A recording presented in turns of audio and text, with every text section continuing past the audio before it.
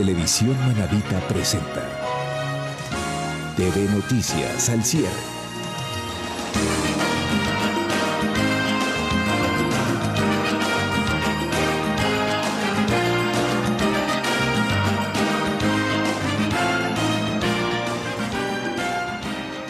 Televidentes amigos de toda la provincia de Manabí, tengan todos ustedes muy buenas noches. Aquí iniciamos con la tercera jornada de noticias de este medio de comunicación, como lo es Televisión Manabita, Canal 30. Es un gusto acompañarle en esta hora de información. Soy Gerardo Delgado. Bienvenidos. Les comento, continúa la incertidumbre en toda la provincia de Manabí, en el país entero, por saber cuál es el contenido que reemplazará al famoso decreto que se viene justamente y se fragua en las mesas de diálogos entre los indígenas y el gobierno nacional. Al momento también hay sectores que dicen estar tranquilos con el compás de espera y mientras más se alargue el proceso mejor, porque piensan de que sí va a darse el subsidio del combustible y mientras días pasan menos valor se paga en la gasolina. En todo caso, también el día de hoy estaremos compartiendo información acerca del inicio de la audiencia preparatoria en la que se acusan a 24 procesados por el caso de sobornos durante los años 2012 hasta el año 2016, en donde también se implica al expresidente de la República, Rafael Correa, y también se acusa al vicepresidente Jorge Glass. De esta manera estábamos dando inicio a TV Noticias. Además, el día de hoy tendremos invitados de lujo. Estarán acá representantes de los estudiantes que acordonaron en plena medidas, en plenas protestas, en plenas manifestaciones que estuvieron acordonando y protegiendo a nuestras indígenas. Estaremos en diálogo con ellos y también estará Leonardo Pacheco desde la ciudad capital Puerto Viejo, quien nos hablará en cuanto a la reactivación y la reconstrucción de la capital luego del terremoto. Bienvenidos, esto es TV Noticias, vamos al corte comercial y ya regresamos con la información. Entrevista en TV Noticias.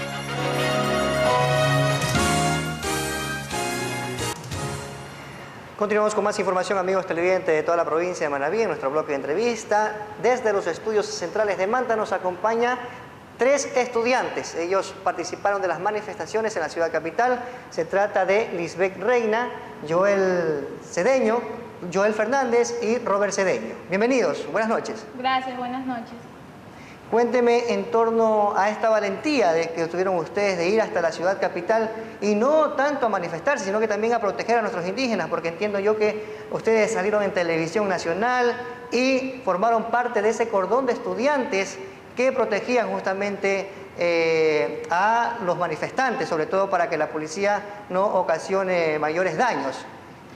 Bueno, realmente nosotros no fuimos a protestar, nosotros realmente fuimos a lo que es ayudar en general, nosotros no fuimos con ningún fin político, porque esa es la ética de nuestra profesión, para eso nos estamos formando, para ayudar a todas las personas en general.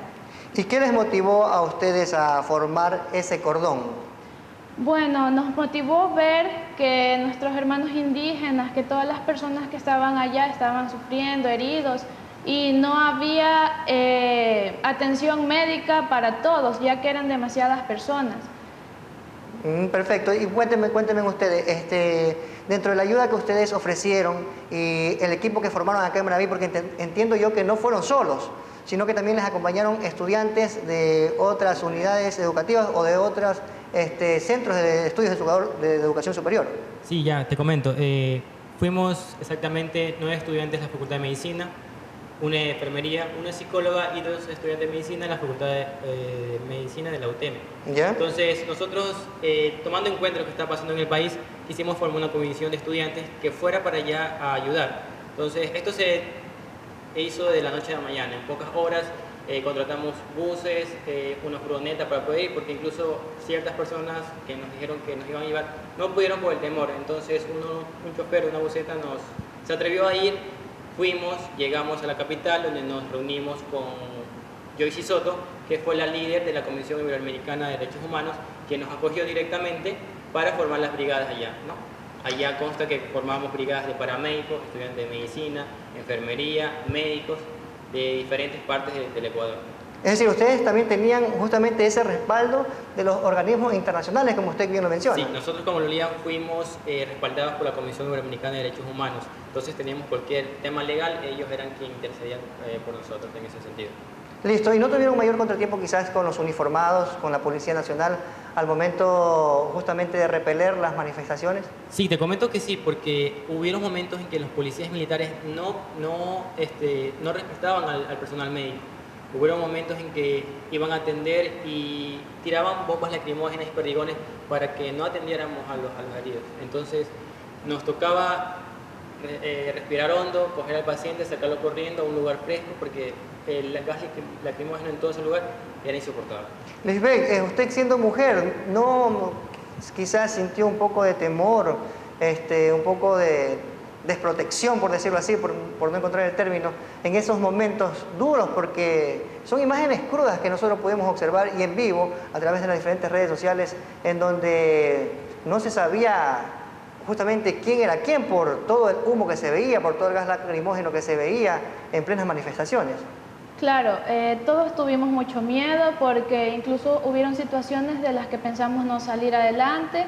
Hubieron situaciones que realmente dieron mucho miedo, mucho terror, escenas bastante feas, pero era más grande la voluntad de ayudar.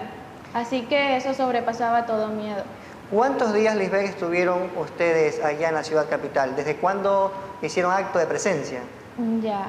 Nosotros estuvimos 5 días ahí, viajamos un viernes de madrugada y nos regresamos el martes en la noche. El martes en la noche.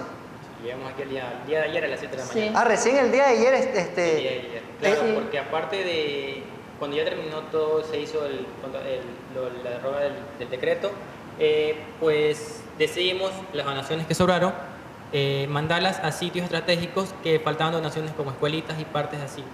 Entonces todavía nos quedamos allá. O sea que después de que se levantó la medida, después de que se bajaron las aguas, que ya las manifestaciones se eliminaron, ustedes continuaron con su labor allá en la ciudad capital, Sí. me imagino con brigadas en los diferentes sectores en donde se les requería. Sí, exactamente. Nosotros, aparte de eso, fuimos a partes de entregar todas las donaciones, porque Manaví se hizo presente con muchas donaciones, casi 5 camiones llenos de aquí, de diferentes cantones, Lipijapa, El Carmen, Manta, Chones, Aramijo, San Mateo, se hicieron presentes. Entonces todas esas donaciones las dirigíamos hacia sectores de acopio que necesitaban las donaciones. Y bueno, ¿y qué llevaban dentro de esas donaciones? Como que se puede resaltar que se donaba desde acá a la provincia. Se llevaba agua, medicamentos, alimentos no perecibles y entre otros medicamentos de primer uso, como son gasas y también equipo de protección que nos faltó mucho allá, como son los cascos, mascarillas antihumo y gafas protectoras. Es una forma justamente de reciprocidad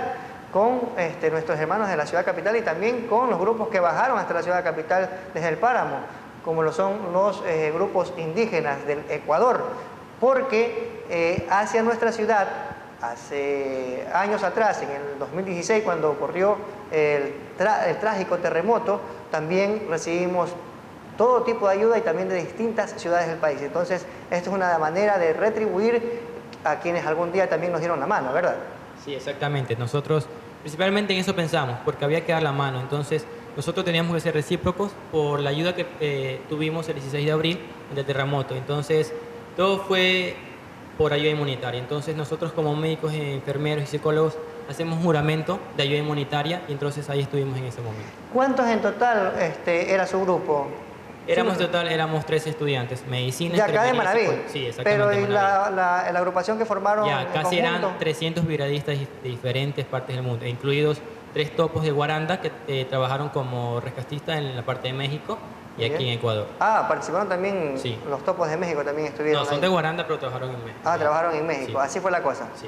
Ya, en todo caso también decirle a toda la provincia de Manaví, reiterarle que quiénes son ustedes, cómo se llama la brigada, ustedes adquirieron un nombre con la brigada. Claro, nosotros nos llamamos ahorita Socorrista de Paz y estamos igualmente para todo el país el día que necesite la ayuda. Lisbeth, cuénteme usted, ¿van a continuar con este tipo de ayuda o aquí Claro termina que todo? sí. Ya se terminó No. el paro y termina todo, ¿no? No, nosotros ahora estamos formando parte de la Comisión Iberoamericana de los Derechos Humanos y nosotros vamos a seguir trabajando cuando sea necesario, cuando nos requieran nuestros hermanos ecuatorianos. Perfecto, muchas gracias. ¿Ah? Gracias a ti. Listo. Gracias. Han sido los estudiantes de medicina miembros de esa brigada de ayuda desde acá de la provincia de Manabí. Hicieron presencia y también dijeron alto con el cordón que formaron a los miembros de la Policía Nacional, quienes querían repeler a los manifestantes. Vamos al corte comercial y ya regresamos con más aquí en TV Noticias. Entrevista en TV Noticias.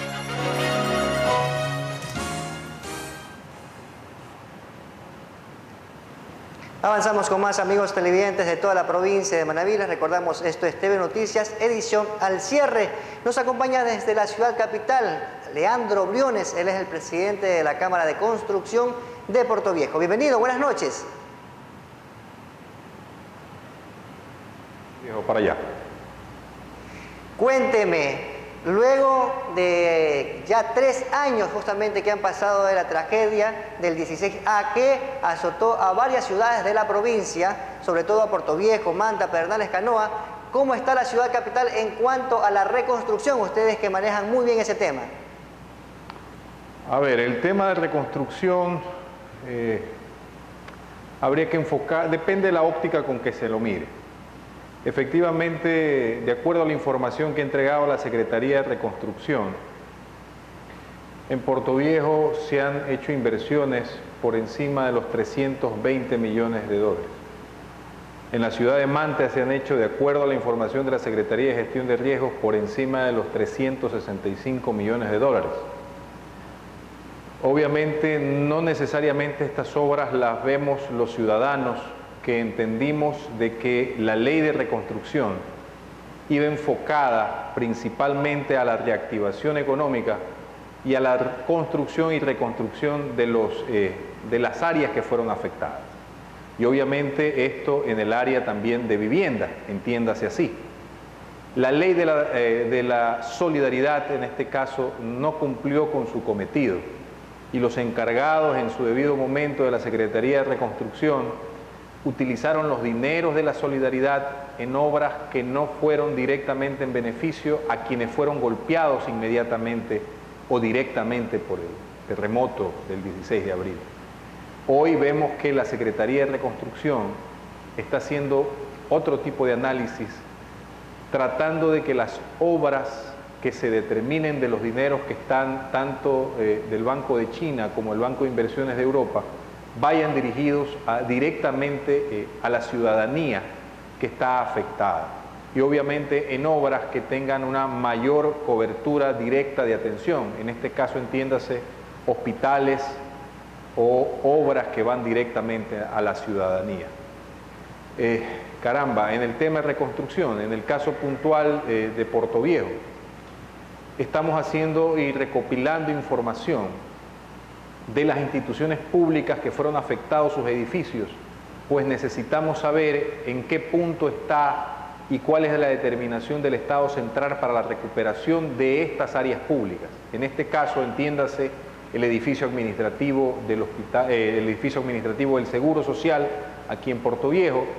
Entendemos que ya el proceso constructivo del edificio del municipio de Portoviejo está en proceso constructivo, pero está en cero el edificio de la Judicatura, que fue afectado por el terremoto y demolido. El edificio de la Corte Provincial de Justicia está muy poco el proceso que se conoce de licitación para entrar a su proceso de remodelación y de reconstrucción.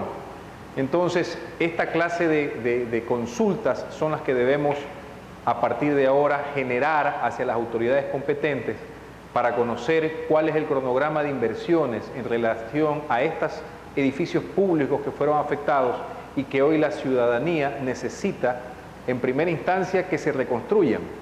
Esto aportará a la reactivación económica del sector de la construcción, de los profesionales de la construcción y obviamente al momento de la realización de estas obras, la ciudadanía es la directamente beneficiada al tener el servicio de estas instituciones competentes.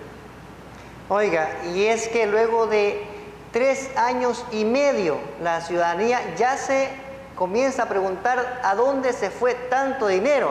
Acá en la ciudad de Manta, por ejemplo, tenemos nuestra vía Manta-Coliza, en donde inexplicablemente se han hecho puentes que suben y bajan y nadie entiende por qué, con qué sentido y en qué sentido. cuando hay otros sectores estratégicamente en donde se debió haber creado esos puentes, que sí lo merecían, pero hay puentes de paso de vehículos que al parecer no van a servir para nada y la ciudadanía ya se está quejando. Además es una obra que debió haber sido entregada este año en el mes de marzo, sin embargo vino de tumbo en tumbo, de retraso en retraso y de reprogramación en reprogramación y hoy nada de nada. Luego de 3 años y medio también vemos de que el edificio del Consejo de la Judicatura en Puerto Viejo cuesta su remodelación $4.800.000 y un poquito más, pero se lo pudo haber hecho antes porque teníamos millones de dólares para gastar, sin embargo han sido mal invertidos, como usted bien lo menciona. El tema de la vía Manta-Coliza es un tema que ha sido varias veces ya mencionado y que justamente, como bien usted señala, existen puentes elevados que inclusive terminan beneficiando a urbanizaciones privadas. Son cosas que no comprendemos ni entendemos desde el punto de vista técnico y no entendemos cómo los encargados de este proyecto vial pudieron haber utilizado recursos. Entiéndase que esto al inicio se destinaron $86 millones, ya hoy la cifra de esta vía supera los valores iniciales con los que se inició el contrato de esta vía. Entonces sí han habido, no ha habido el cuidado, por decirlo de esta manera, el cuidado preciso de los recursos. Y las entidades de control y los responsables del manejo económico, que eran los directos custodios de estos dineros, lo hicieron de manera muy alegre. Creo yo que las autoridades de control actualmente deberán señalar el manejo alegre de estos recursos, los cuales, como bien señalo, alegre por parte de ellos, mientras que aún existen ciudadanos que viven en carpas. Y existen temas mucho más importantes que Manabí en su compendio como provincia, en su totalidad como provincia, con grandes y complejos problemas, necesita de recursos económicos para su proceso de desarrollo. Entonces, las autoridades de control estaremos pertinentemente atentos a que hayan los pronunciamientos en este caso y que se señale debidamente a quienes estuvieron en los procesos administrativos del manejo alegre de estos recursos. Entiéndase al anterior secretario de Reconstrucción y a quienes conformaron el Comité de Reconstrucción, que son autoridades manavitas que debieron haber juzgado apropiadamente la utilización de estos dineros. Acá también tenemos otra obra que fue hecha con el dinero de la reconstrucción, como lo fue el nuevo Tarqui. Cuando llueve, créame que a veces la lluvia es el mejor fiscalizador que puede haber. Claro que eso sí. Se inunda, no sirve para nada en invierno. Los comerciantes se quejan, quieren irse de allí y volver al Tarqui antiguo. Nuestro aeropuerto, seguimos prácticamente sin edificio en nuestro aeropuerto. Con tantos millones que se gastaron, tuvimos que prestarle plata a los chinos, a los asiáticos, y todavía no terminamos o no iniciamos bien esa obra. ¿Puede creer usted? Ahora, otra consulta, usted que es experto en el tema, cuénteme una cosa. Porque sé que en varios municipios de Manabí y Esmeralda las reglas del juego cambiaron, quizás en el país entero. Ya las normas de construcción de cualquier tipo de edificación son más rígidas, más estrictas, pero sobre pretexto de que ¡ay, que perdí mi casa en el terremoto! ¡Ay, que me ocurrió esto y lo otro! La gente sigue construyendo al alboroto, sigue construyendo sin una técnica adecuada.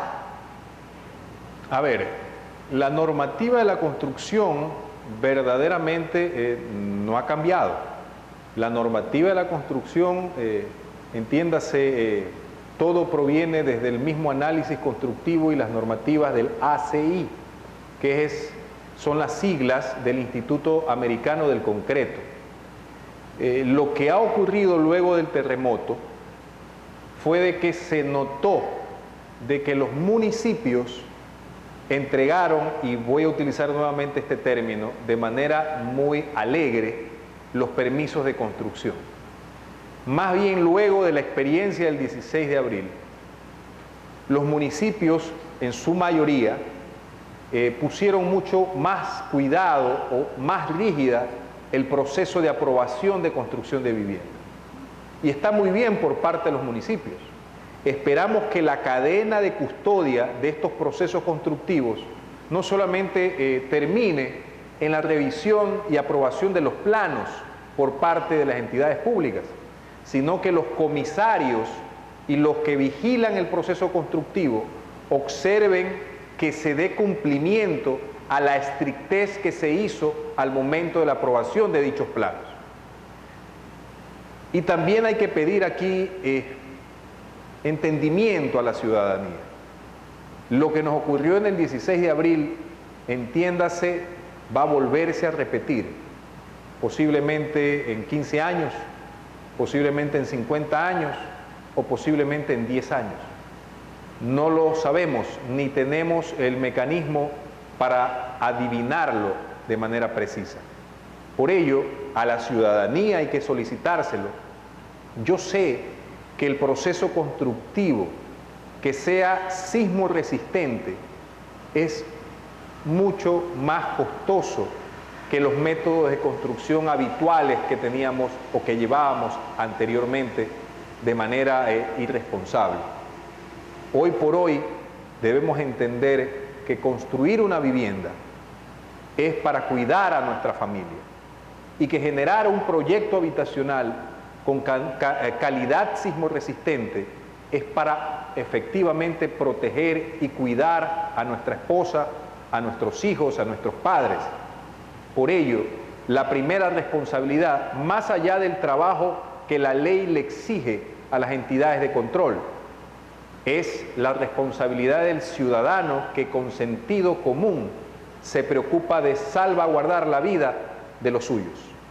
Oiga, ahora cuénteme una cosa, ¿cómo está la situación en Puerto Viejo con los edificios que también estaban siendo ocupados justamente por personas extranjeras y que la propia gobernación había inicialmente ordenado su desalojo? Ustedes conocen algo también del tema y quizás han presionado al respecto como Cámara de Construcción. A ver, conocemos algo del tema, no a profundidad. Yo tengo posesionado como presidente de la Cámara de la Construcción desde el 27 de septiembre de este año. O sea, como decía un compañero suyo en otro medio, estoy recién flamante presidente. Entonces estamos teniendo recién nuestra primera sesión de directorio el día de mañana, aquí en el edificio de la Cámara de la Construcción, en la avenida Reales Tamarindos y calle Francia. Estaremos reunidos los miembros del directorio de la Cámara de la Construcción en nuestra primera sesión de directorio. Y entre varios de los temas a tratar son este que usted ha mencionado. Conocemos de lo que ha ocurrido, que se mandó a hacer un estudio en algunos de estos edificios en el sector de la California. No conocemos cuál fue el resultado de ese estudio. Los propietarios de estos bienes tampoco conocen qué va a pasar con estos edificios, si es que van a ser demolidos o no, o cuáles son los resultados del estudio. Entonces, tenemos que hacer las consultas pertinentes.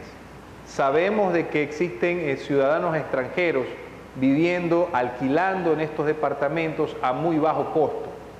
Obviamente los propietarios están tratando de mantener la economía familiar a través de estos alquileres, pero no sabemos cuál fue los resultados del estudio que contrató el Midubi en relación de saber si el edificio tiene capacidad todavía de aceptar vivientes en él o debe ser demolido. Este resultado es el que debe de conocer la ciudadanía para, de acuerdo a esto, saber cuáles son los siguientes pasos a seguir. Oiga, qué Por bueno ello, que tenemos que hacer las consultas pertinentes y este viernes, el día de mañana, el directorio de la Cámara de la Construcción tratará todos estos temas.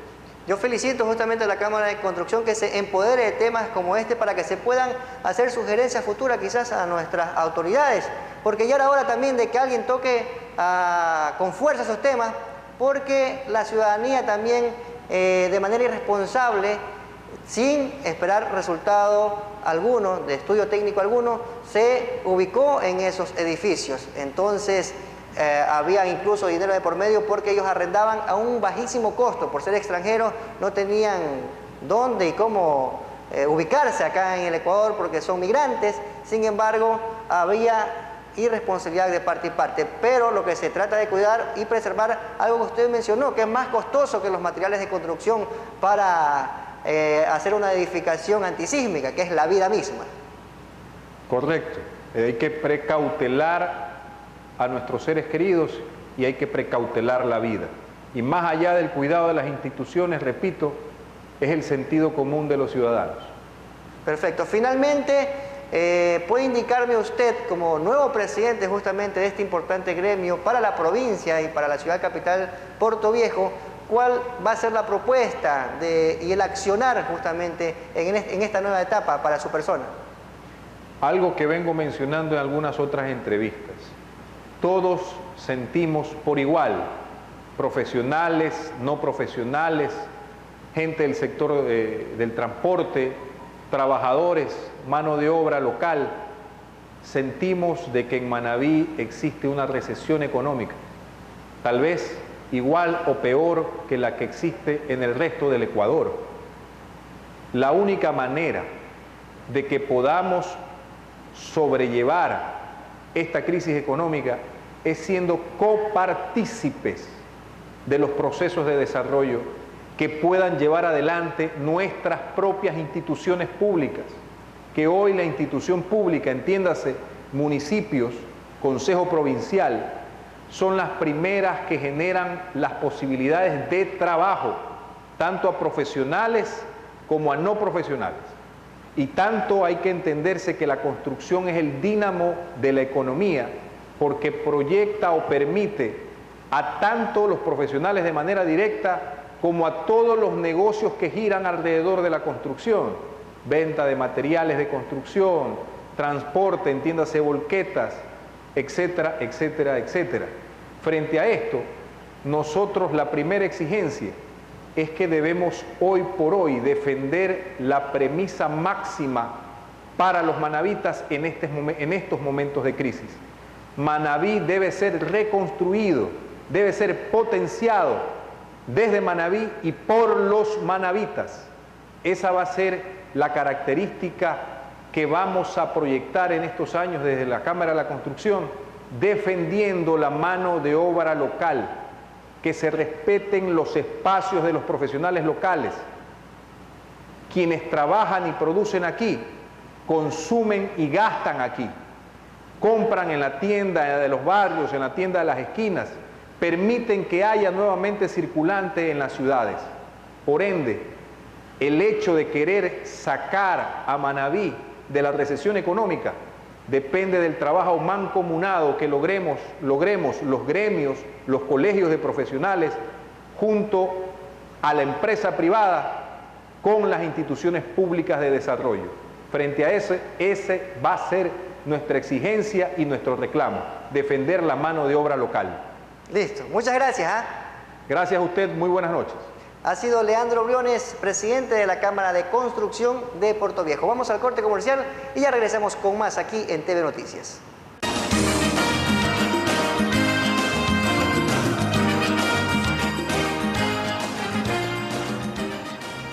Continuamos con más información, amigos televidentes de toda la provincia de Manabí. Les contamos, este jueves 17 de octubre inició la audiencia preparatoria de juicio en la que la Fiscalía fundamentará su dictamen acusatorio en contra de 24 procesados por el denominado caso de corrupción, sobornos desde el año 2012-2016, en el que se incluye al expresidente Rafael Correa. Se los acusa de supuestos delitos de cohecho, asociación ilícita y tráfico de influencia. Los abogados de los acusados intentaron mediante acciones judiciales aplazar la diligencia, lo cual finalmente no ocurrió. Además de Rafael Correa, este caso se acusa a Jorge Glass, exministros y empresarios vinculados al gobierno del correísmo. Mucha atención, Berenice Cordero, ministra del MIES, indicó que el incremento de $15 más al bono de desarrollo humano queda insubsistente. Se tomarían nuevas decisiones luego de que se apruebe el nuevo decreto y se analice la sostenibilidad del incremento. Mire, el decreto 883 es el que daba la base legal justamente y el informe técnico para poder hacer el incremento. Ustedes van a comprender que en este informe técnico se mencionaba que se requería este incremento a los bonos y transferencias monetarias y pensiones no contributivas en razón de que se iba a producir un eventual incremento en los costos de las gasolinas, de los combustibles, fundamentalmente luego de retirar el subsidio. Ahora, esa base legal y ese informe técnico pues han sido también ya eliminados porque el decreto que se refería al incremento de los $15 para 1 millón de personas y la incorporación de 340,000 más para $15 solamente, esa base legal pues ya no existe. Habría que esperar un nuevo decreto a ver si claro, puede incluir. Tenemos que en primer lugar esperar el nuevo decreto que está en elaboración respecto a estos conceptos que el señor presidente de la República fue muy claro, este concepto de que necesitamos una política de subsidios, de que es preciso mirarla de manera integral, sectorial y focalizada. De hecho, respecto a eso, ya sea en ese marco o en otro marco, el señor presidente dispondrá mecanismos de protección de acuerdo al impacto que vayan a tener. Me he referido ya en varios medios de comunicación de la importancia de mantener un pacto fiscal mínimo en el país, es decir, por cualquier lado que usted, digamos, se vea obligado en el caso del Ejecutivo, en el caso del presidente de la República, a solucionar el déficit fiscal, va a necesitar grabar en uno u otro sector. La prensa ha sido uno de los blancos en las recientes olas de protestas en Ecuador, con un registro de más de 130 ataques a medios y periodistas en 12 días, algunos violentos como en el intento de incendio al canal de televisión Teleamazonas. Durante las fuertes protestas que vivió Ecuador en días recientes, la prensa figuró como una de las víctimas debido a los constantes ataques a medios y a periodistas. Según César Ricaurte, director ejecutivo de la Fundación Andina para la Observación y Estudio de Medios, es un fenómeno que no es exclusivo de las manifestaciones de los últimos 12 días. Hemos tenido que lamentar en este periodo de 12 días de manifestaciones, ¿no es cierto?, desde el 3 de octubre hasta el 14, un total de 135 periodistas agredidos en 113 agresiones. La diferencia numérica es porque hubo agresiones en las cuales estuvieron involucrados varios periodistas, ¿no es cierto? Es el caso, por ejemplo, de la retención de periodistas en el Ágora de la Casa de la Cultura, que estuvieron una treintena de periodistas retenidos simultáneamente. Y es que, además de las agresiones a reporteros, los medios se han visto afectados también en sus instalaciones, como ocurrió con Teleamazonas, canal que ha sufrido los embates de las multitudes y que, según su productor ejecutivo nacional, Milton Pérez, no puede realizar su trabajo. Yo entiendo que la gente quisiera tener una información continua durante las 24 horas y que saquen todos los medios de comunicación. A veces no se puede, no es una cuestión de querer o no querer, es una cuestión de no poder. Y la otra es cómo tú sacas todo lo que quieren si te agreden, si no te dejan acercar a los sitios, si tienes que dejar las cámaras y grabar con celulares. La prensa desde el primer día de las protestas fue atacada. Agentes del orden y manifestantes hirieron a periodistas. Entre estos se encuentran los casos de un fotógrafo de una agencia internacional herido gravemente en la cara, aparentemente por el impacto de munición en los disturbios en la capital, o la agresión a Freddy Paredes con una pedrada en la cabeza tras abandonar la Casa de la Cultura, donde había escuchado discursos contra su medio televisivo. Lamentable. Mientras Ecuador intenta pasar páginas a las violentas protestas que paralizaron el país durante 11 días, Edwin Collago y Jorge Pacheco siguen postrados en las camas de sus humildes casas, con las heridas aún frescas de las balas y perdigones de las fuerzas.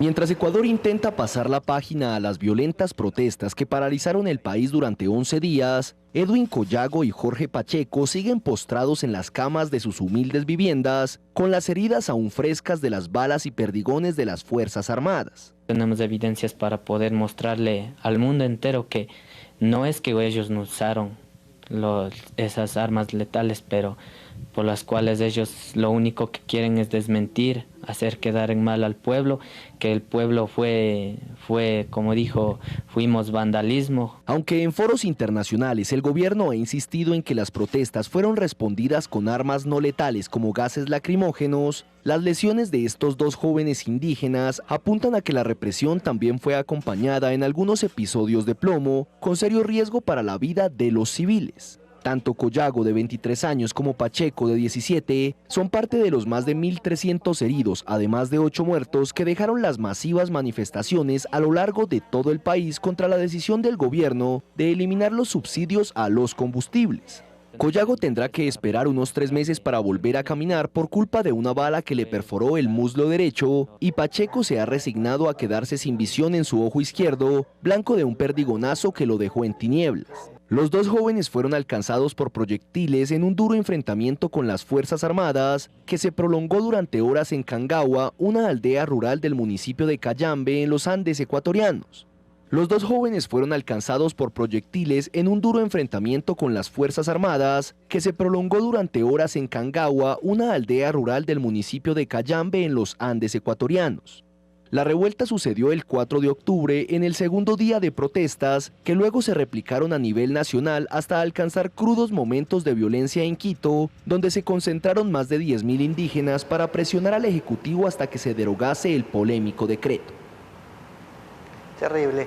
Raúl Paladines, empresario exportador de la ciudad de Manta, indicó que la imagen internacional del país quedó perjudicada por la paralización nacional y a sus clientes les preocupa la situación. Usted bien lo ha dicho, quienes tenemos relaciones con el mundo externo, no solo el país, porque nuestra actividad tiene mucha relación sobre todo con Europa y Estados Unidos.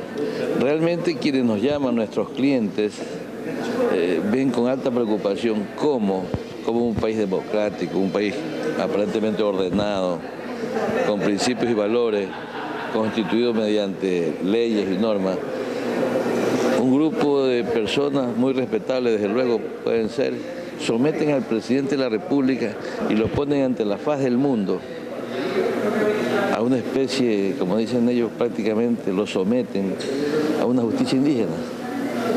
¿Cómo cree usted que ve un empresario que están por invertir en el país haciéndose eco del llamado del mismo gobierno de que este es un país de paz, de seguridad jurídica?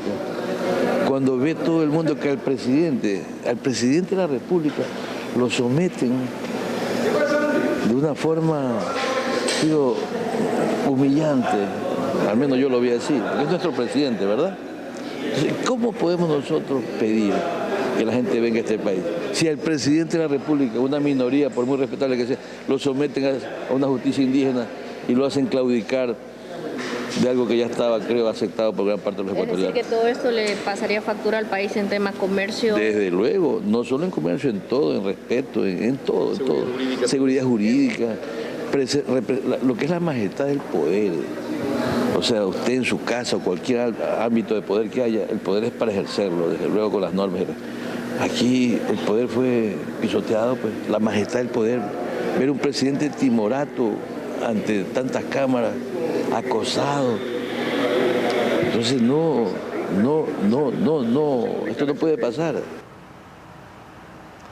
Luchino Iturralde, subdirector cantonal de Infraestructura Pública del GAT Puerto Viejo, dio a conocer los reportes del plan PRISA sobre la regeneración del casco urbano del cantón, el cual señala que no se están cumpliendo con la obra y los plazos establecidos. Los últimos reportes de PRISA están en realidad en estado crítico. Tienen paralizaciones de obra por temas de pago, se dispararon en el cronograma ofrecidos por ellos mismos, que era el 15 de octubre, establecer ya la movilidad en la Pedro Gual, por lo menos a nivel de capa de hormigón, obviamente que es el trabajo de ellos, la competencia. Pero no ha sido posible. Pero en todo caso, en el cronograma establecido en el último comité está hasta el 31 de octubre. Vamos a esperar, pero la tendencia, así como va, en realidad tenemos problemas.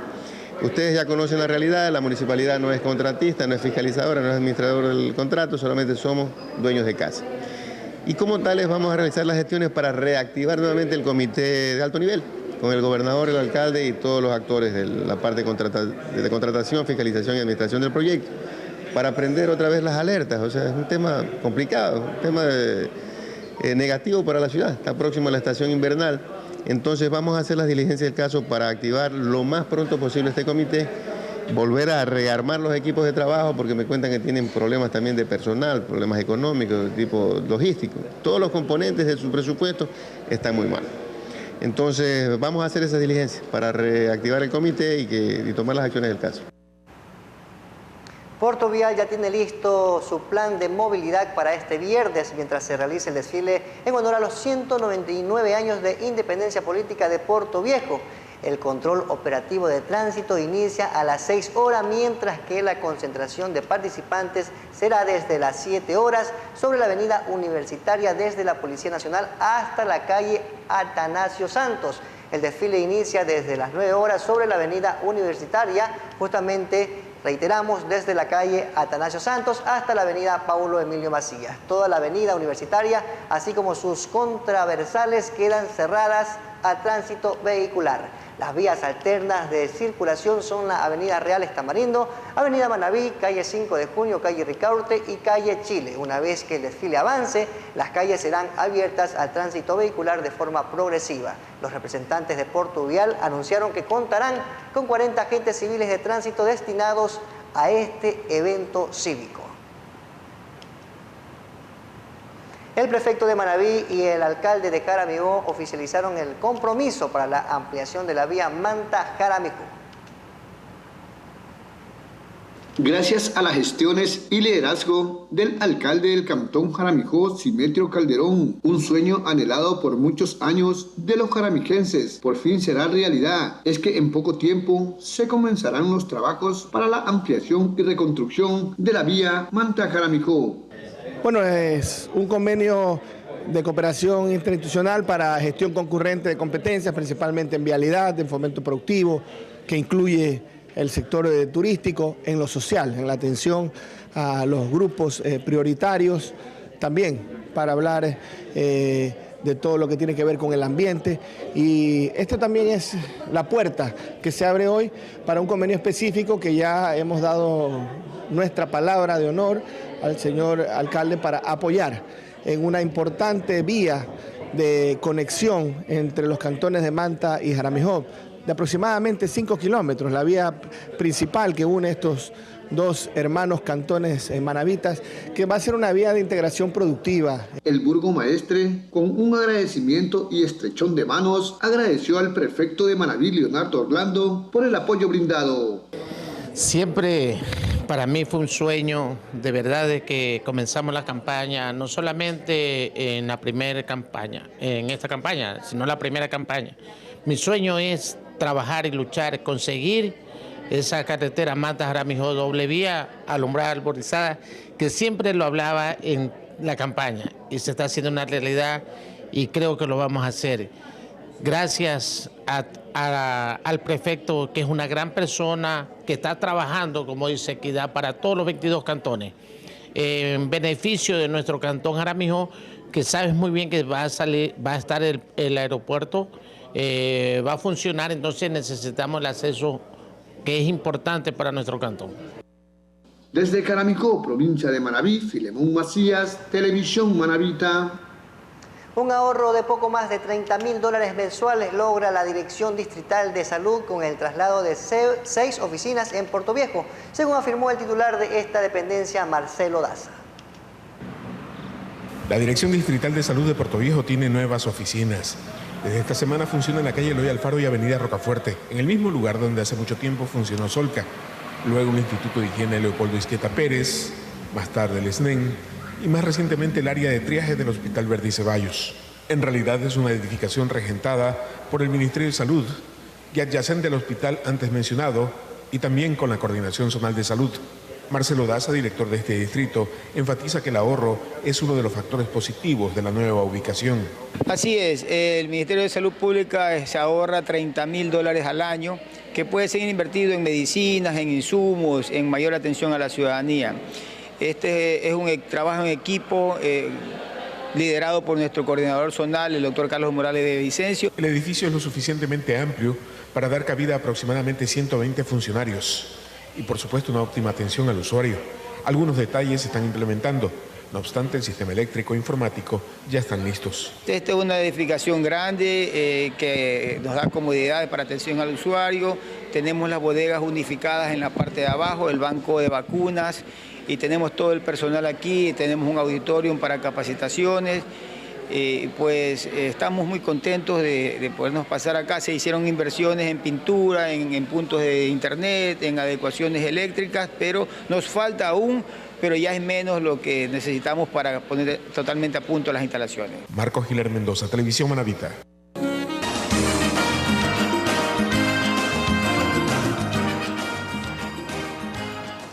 Hasta aquí la información, amigos televidentes de toda la provincia de Manabí. Recordarles, no se aumenta el bono de desarrollo humano como se había ofrecido, $15 más, debido a que el decreto 883 fue derogado. Es lo que anunció la ministra del MIES, Berenice Cordero. Hasta aquí la información, como decíamos, se despide su fiel servidor Gerardo Delgado, del Benjamín de la Información. Buenas noches, provincia de Manabí. Televisión Manavita presentó TV Noticias al cierre.